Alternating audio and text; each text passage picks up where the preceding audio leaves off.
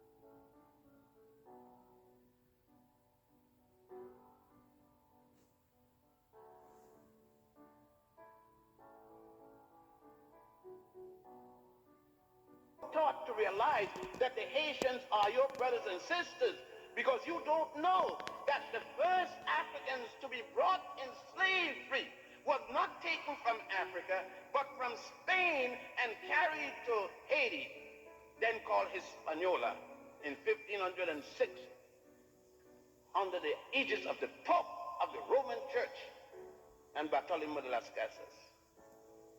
But how did you get in Spain? That was 1506. But you went into Spain, which was then called Iberia, Spain and Portugal and southern France, as conquerors yourself in 711, under the leadership of Tariq, for whom the Rock of Gibraltar is now named Gibraltaric. nothing in your education, because there's nothing in your textbooks about any of this. So you'll have to go to Spain. Luckily, at the University of Barcelona, where I attended for 2 years, there are these documents, and I had never known anything about them. I hadn't known that the Africans called Moors had ruled Spain from 711 until 1485. The last of them losing power at a place called Granada. I was always wondering, why is it that 90% of all the songs coming out of Spain was singing to La Morena, the black woman? So how come in this country, 90% of all the songs, the records, the tapes, everything is La Morena this and La Morena that? It is when I went there I found out La Morena raised hell in Spain.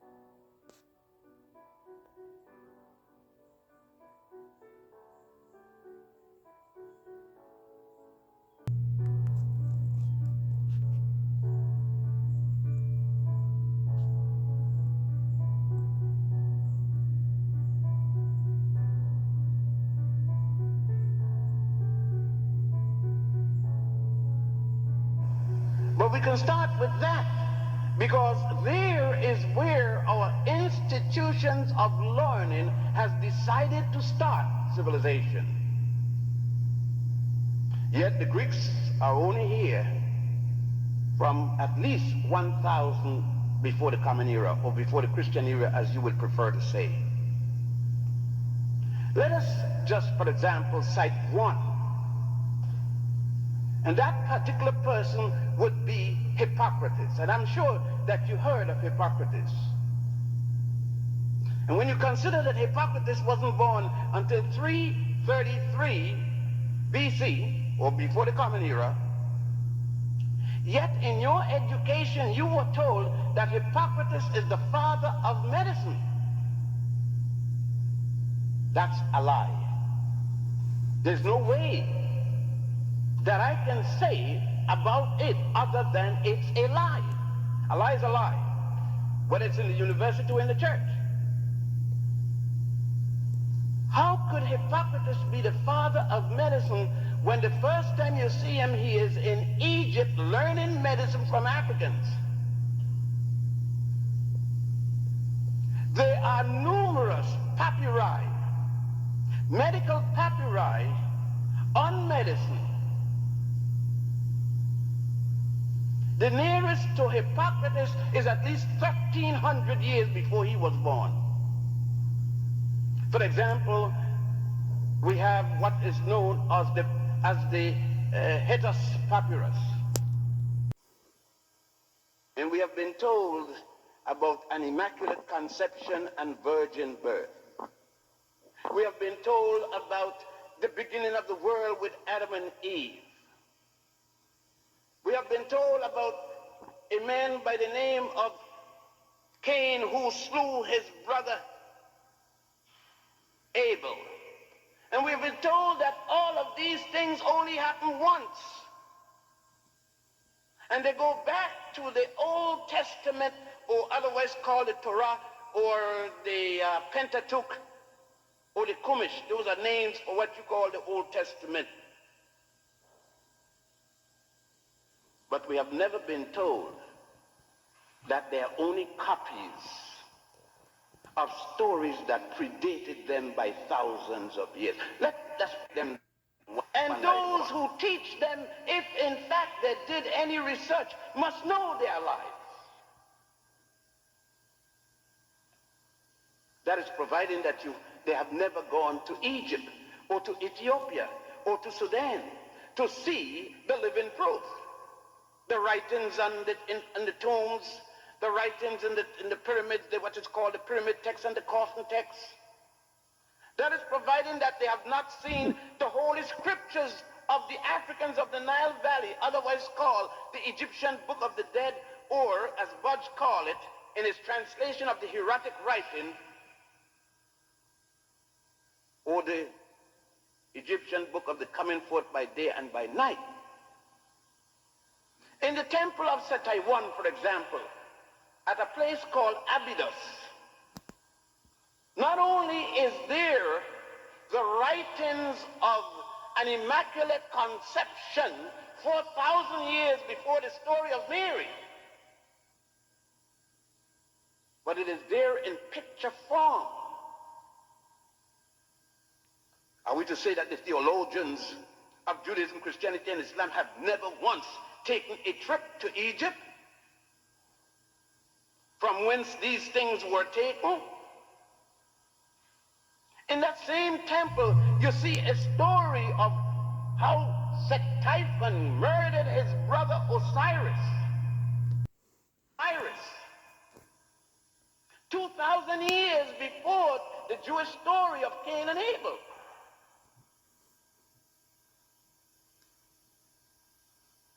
And we are told that an African from Egypt by the name of Moses, born in the city of Goshen, that's still Egypt. Egypt is in Africa, by the way. The last time I saw it in January.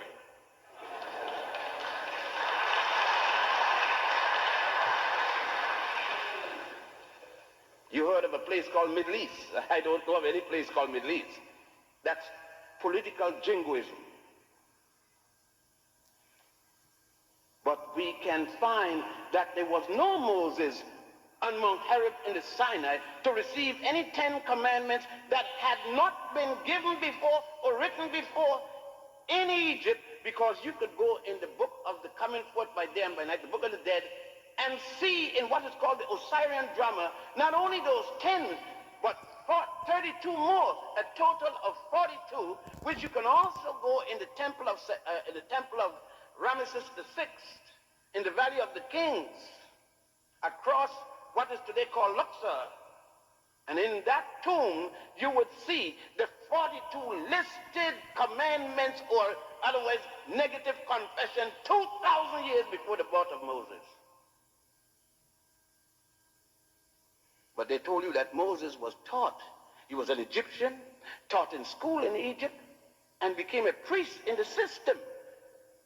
Could you have been born in the United States of America, went to kindergarten, then elementary school, junior high school, and never heard of the United States Constitution? It was equally impossible for Moses to have born in Egypt, go to school in Egypt, study an Egyptian system, worship God Amun-Ra, and never once heard of the 42 negative confession, which have in it, thou shalt not kill. I have not killed man nor woman. I have not made like that bushel. I have not. Moses himself is charged with murder. His brother Aaron is charged with theft. 40 years before they reached Mount Sinai, then somebody had a law against theft and against murder before he reached Mount Sinai. Where did they get it? But you weren't taught anything about this.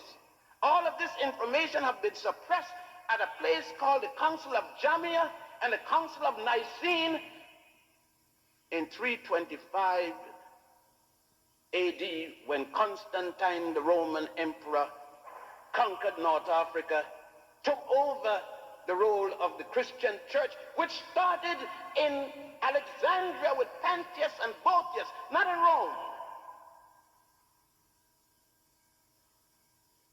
But this too you have not been taught.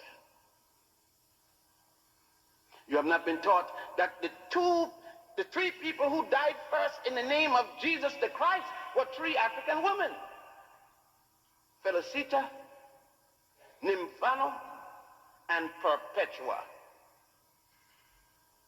Who told you that the first university built in all of Europe was built by Africans called Moors at the university, what is called the University of Salamanca in Spain? Check it out.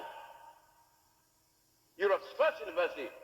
Not only the stones were put together like the stones in most of the building and the bricks in most of the building here. I'm not talking about that aspect of only the building. I'm talking about the educational system is nothing but a copy of the University of Gene, D-J-E-N-N-E, of ancient Ghana, which was burnt down and rebuilt as the University of Sankore in the city of Tumbut,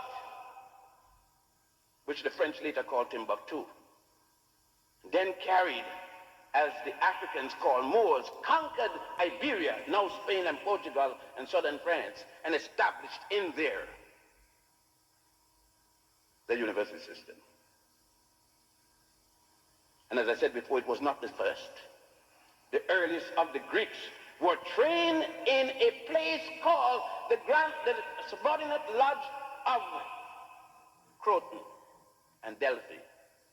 Subordinate lodges of the Grand Lodge in a place called Waset, which the Greeks later changed to Thebes or Thebes.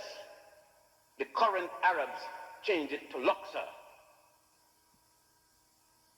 But did you get that in Greek philosophy?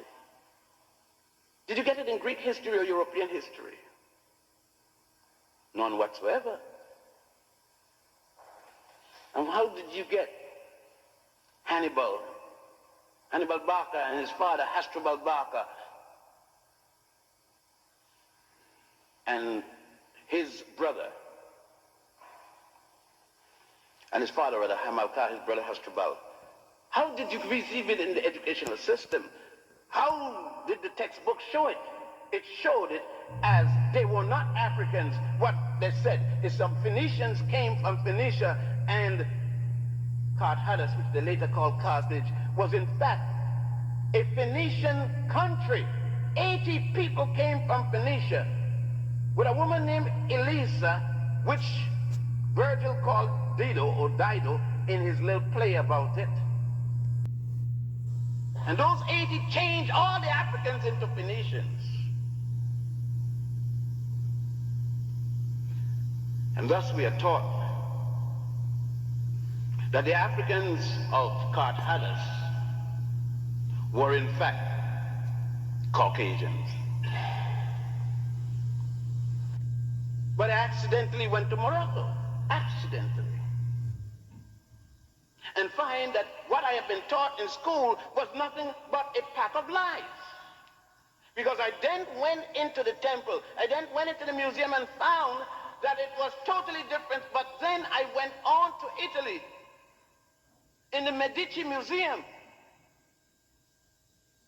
the Museum of Alessandro de' Medici, only to find that Alessandro was an African born in Italy. And no one had told me up to then that there were Roman emperors from Africa, such as Honorius and Septimus Severus and his son Caracalla.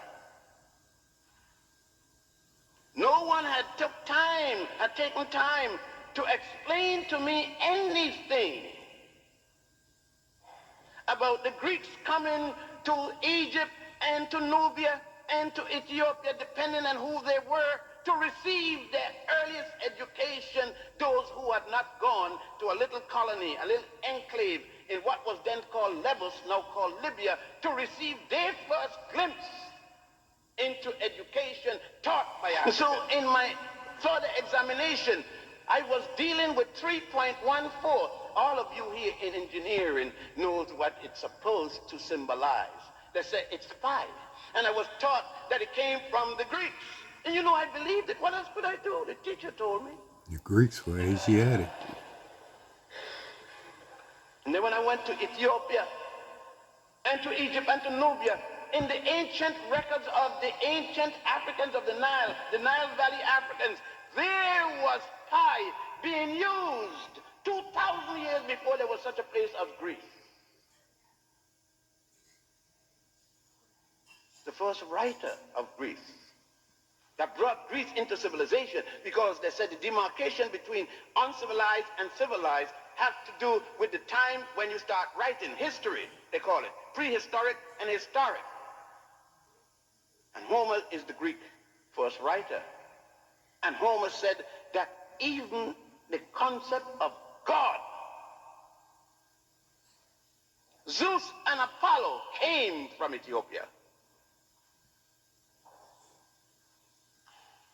So when you get in the Greek fraternities and sororities, just remember what Homer said. You must have dealt with the Iliad and the Odyssey by now. But again, why is this so? And I said to the students today at the high school, even the paper you write on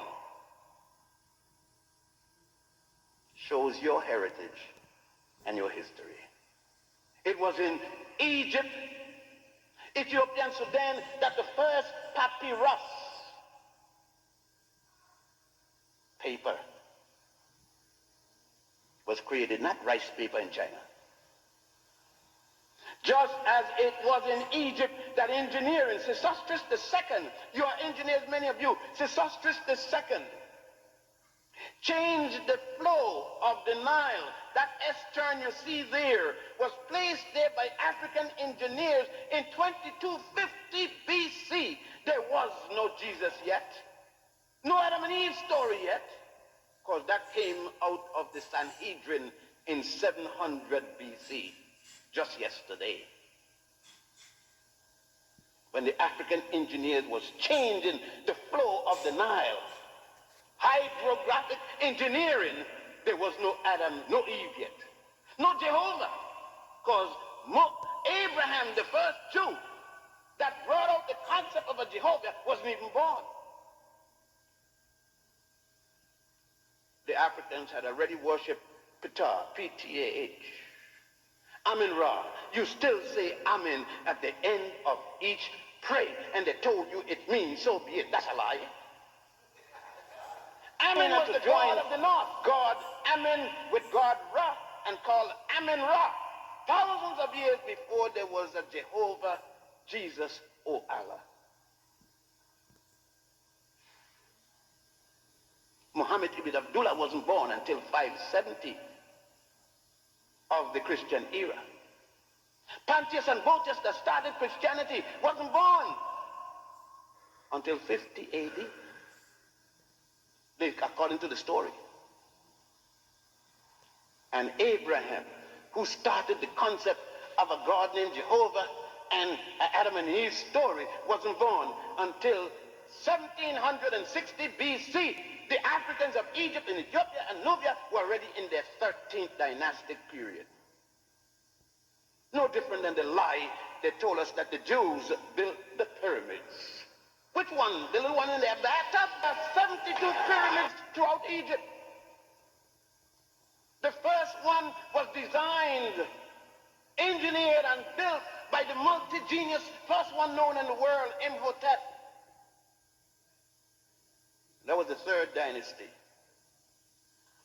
The last one was the sixth dynasty, and the first Jew wasn't born until the 13th dynasty. You can't see, they know that when the Africans were built, made their first calendar in 10,000 BC, 10,000 BC, called the stellar calendar, and revised that in 4100 BC, the so-called pre-dynastic era. Where was Greece? Where was Etrusca, that later became Rome? They don't tell you about this, do they? They don't tell you anything about this aspect of the African, because it's not slavery. It doesn't deal with Amos and Andy. It doesn't deal with roots and novel. which they got you to believe had something to do with your history.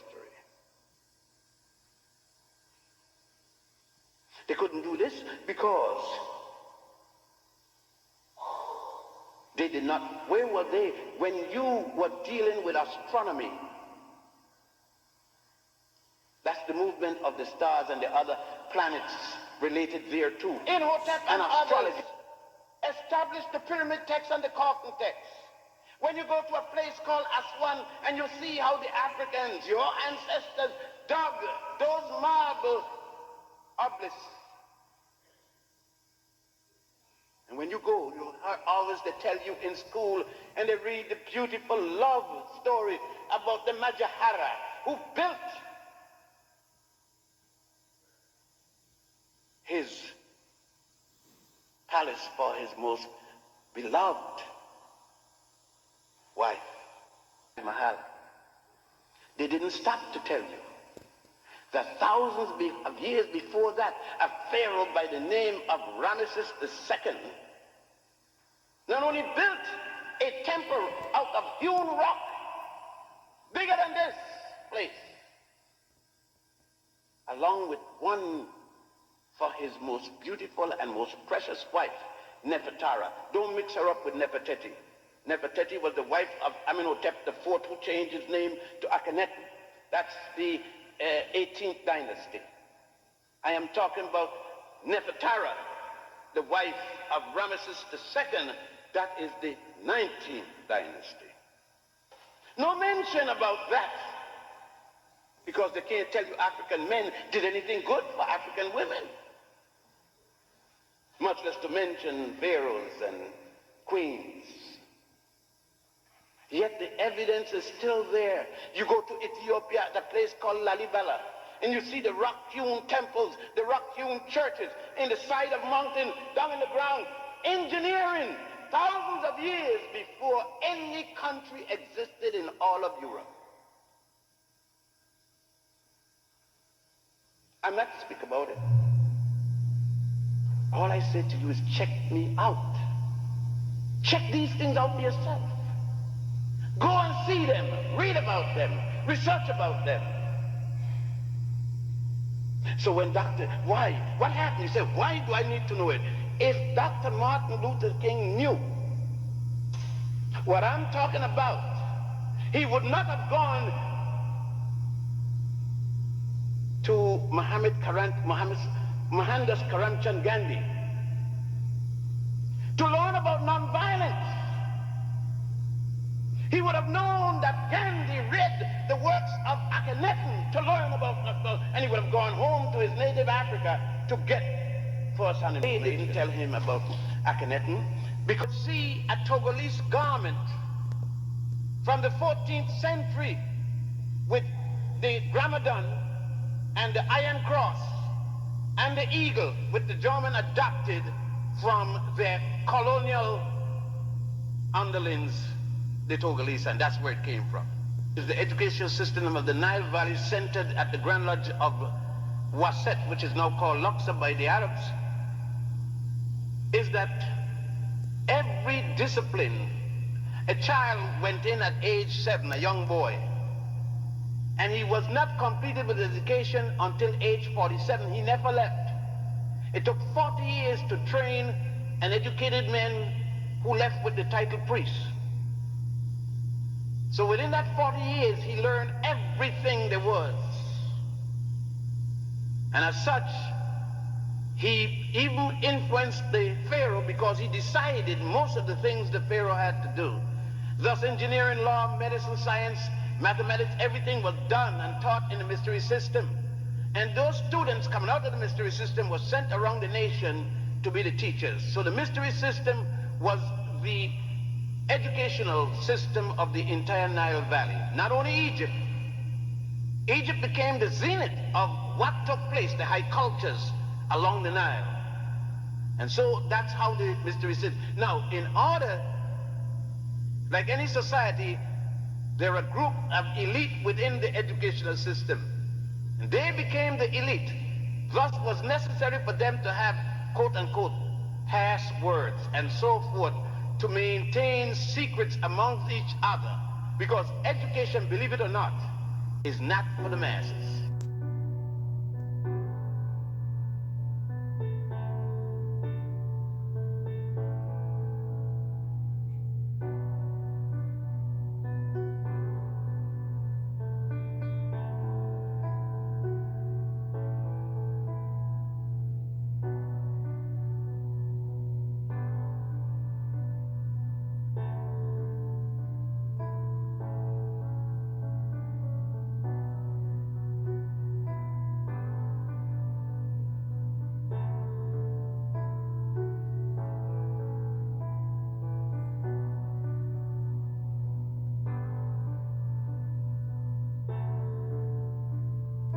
Very significant was the eventual movement in Europe by the Moors. And I want to say a lot about the Moors.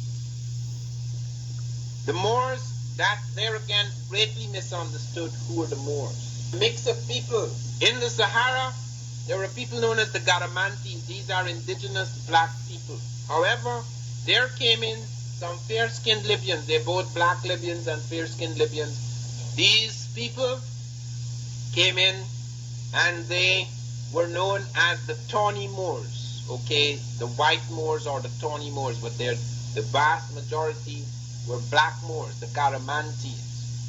Then at first the Arabian Peninsula was peopled strictly by blacks. Then came another group coming in, and by the time of Muhammad, the blacks were a minority in Arabia. So you have an Arabian type that comes into play. You have two types of in Arabia, both a dark-skinned type and a fair-skinned type in the time of Muhammad. And in fact, it is the fair-skinned type that runs against Muhammad and pushes him into Ethiopia. Muhammad runs into Ethiopia just as Jesus went to Egypt. Both prophets go into the fastnesses of Africa when they were in trouble. And you find Muhammad retreated into Ethiopia, he and his disciples, and eventually charged back again and conquered his enemies. After his death, the ideas that inspired him were to spread over the world. It was to spread over the world because many of the Mohammedans or Muslims came into various parts of the world. They went even as far up as into China.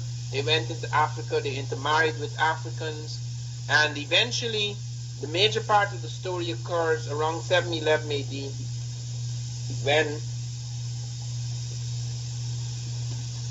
an African general, Tariq, is sent out. This book I read when I was studying the Moors, I read this book by this English woman, a big book. For 300 pages, the Moors are fair-skinned, with straight noses and blue eyes. Then things go bad and the Moors are being pushed back.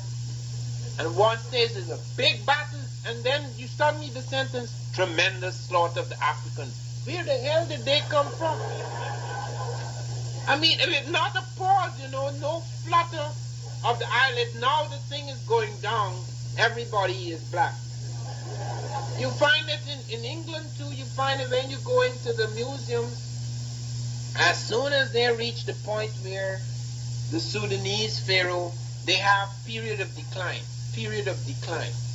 Okay, it's going to the dogs. It's going to the blacks. And there is no, I'm telling you, this thing has become so, it's become a reflex. They don't even realize there's anything. I cannot imagine what an impact the Moors had on Europe. Greece and Rome, their glory had long faded. Egypt, Europe had fallen into a great sleep. Europe was so backward that a disease had struck and killed half the people. It was worse than AIDS. They had no protection. Public baths were unknown in Europe. Disease spread like flies. It was unbelievable, the low level of Europe. There was not a lighted street in Europe. There was not a paved street in Europe. The kings in Europe lived in barns. Then came the Muslims. They set up these fantastic mosques. Unbelievable things. If you see them, some of them today, they're absolutely unbelievable. They introduced public baths, unknown in Europe.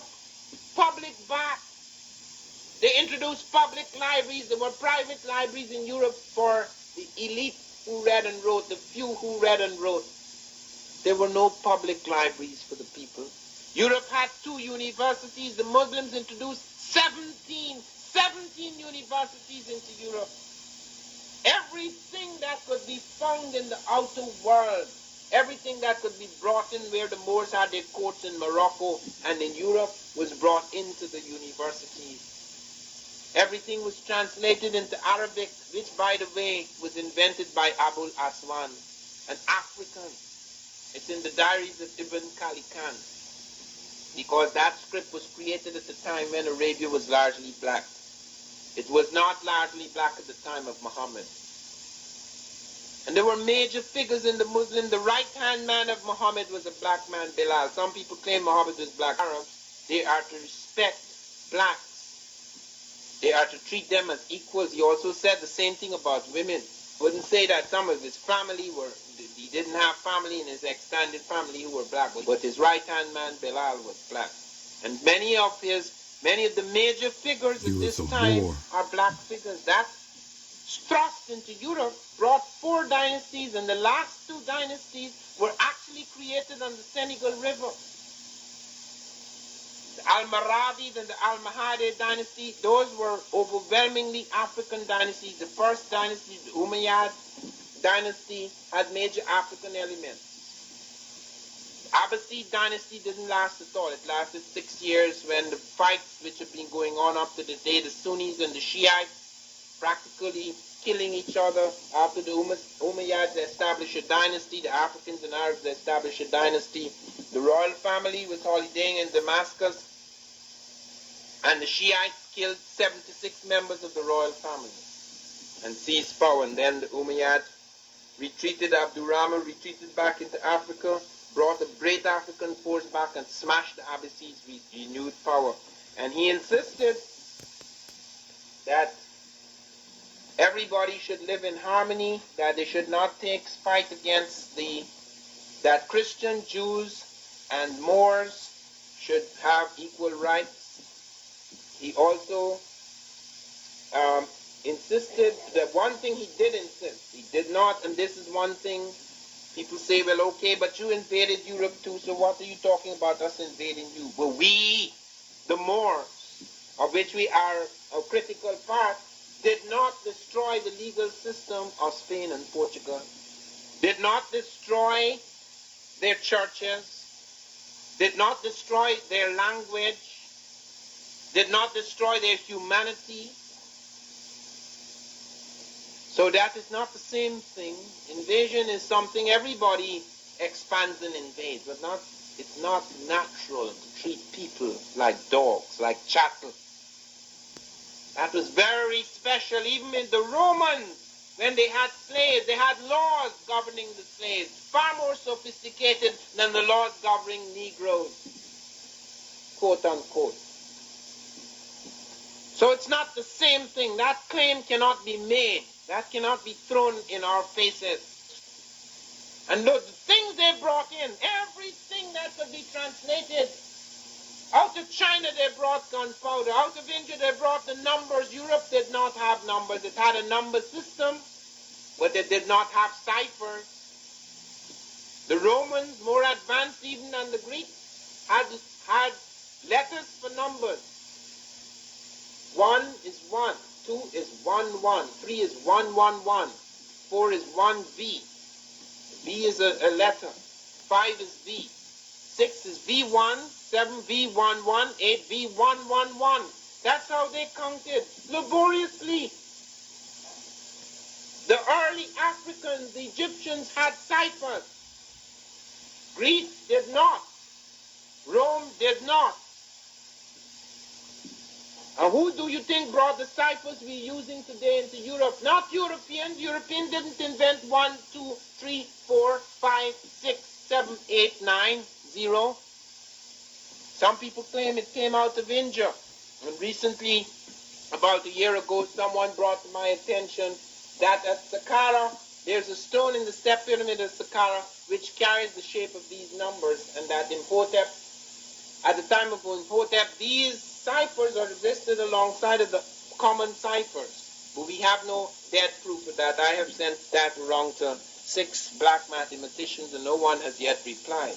It is possible one day we will be able to solve it, but one thing is quite clear, it is not European. So comes things from all over the world, the compass, the astrolabe, the ciphers, the calendar, all of these things coming from, and then you're going to hear about how we did it all. We made the world. You see, these are the little people who were backward and did not have a brain like ours, did not have as many convolutions in their brain. Even scripts, which we take for granted, how Europe became so literate. Europe was 99% illiterate the time the Moors attacked in 711 AD. So was the rest of the world. Small cliques everywhere read and wrote. The large amount of people did not. But it was the Muslims who made education important. They made it necessary at a certain level you had to have education. And guess what they introduced? The Africans and Arabs coming out of Morocco and other parts of Africa and Arabia brought into Europe a whole lot of things. Air conditioning for the first time. Bringing water, underground pipes, bringing water from the mountains for the first time. Baths, public baths for the first time. And bringing so many things, all the great fruits of the world, strawberries and lemons and dates and all of those things introduced into Europe for the first time. The silk industry introduced to Europe for the first time. The rice industry introduced into Europe for the first time. And all the things like us today, for example, in sophisticated Japan, the best cameras, the best radios, the best cars, etc. It's so frightening that at that time, the best things in the world were where the blacks and the Arabs were. The tanneries of Morocco, the sashes of Almeria, the carpets of Tulala, the steel of Damascus, all where the Moors had their centers, that is where the best things were. They introduced optics. The first eyeglasses in the world were made by the Moors. The first experiments with the camera, although it was not yet perfected, was made by the Moors. And we never hear anything about that. They wrote long agricultural treatises. All these things were introduced. The first lighted streets in Europe, the first paved streets in Europe were made by the Moors. And all this in 1492 came to a brutal end. It came to an end before. It came to an end around 1230 AD when the Moors started to retreat until they were left with one place, Granada. And in 1492, the same year Columbus sailed for the Caribbean, came the forces of the Spanish, defeating the rest of the Moors who had been split by battles between the Sunnis and the Shiites. They were weakened. The slave trade had weakened, had already begun to affect other parts of Africa. And then eventually you find the fall of the Moors in 1492. And that fall was a tremendous fall because it was to change so many things. And the most important thing it was to change was the attitude of the world towards people of African descent. Because there was a deliberate attempt to destroy everything, to destroy even the memory of that time. In 1492, Cardinal Ximenes ordered everything to be burnt that was Arabic.